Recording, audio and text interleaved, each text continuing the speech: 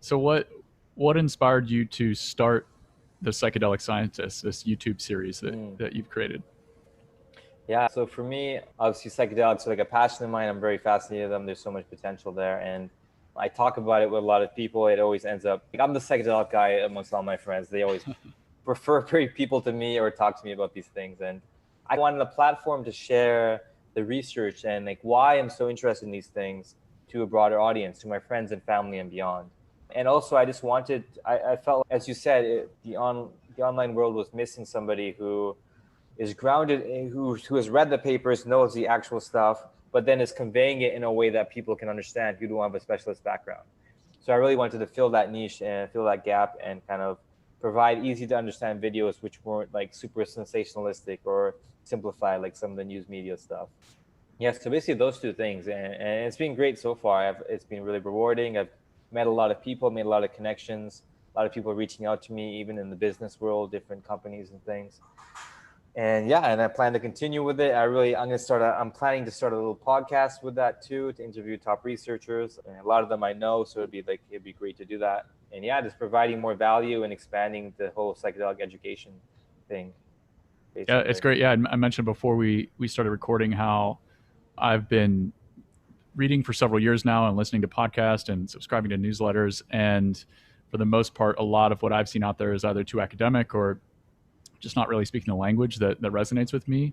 And I think I stumbled across the Psychedelic Scientist a few months ago, and it was like, finally, this is exactly what I'm looking for. Just really clear, easy to understand explanations of various topics as it relates to psychedelics.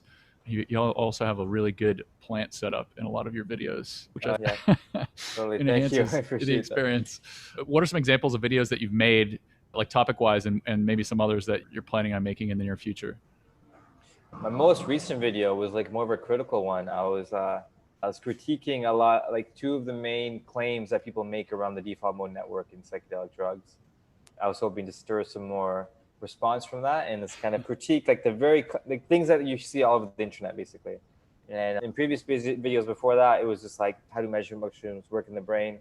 And also, I did a couple of videos on ego death or ego dissolution and what that might actually mean and what the research tells us so far.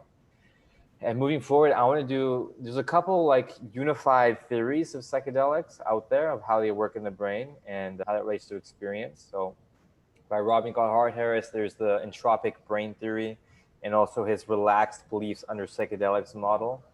And then there's other people like in Zurich, Franz Wallenweiter and others, really emphasizing the thalamus, which is this brain region that kind of, you could say, connects to the cortex, which is a more advanced part of our brain, and really modulates and controls a lot of the activity that's going on up there. But they're saying that there's something related to how that affects the brain, and that's how psychedelics work. And basically, yeah, diving into these different theories of how they work is what I'm planning to do next.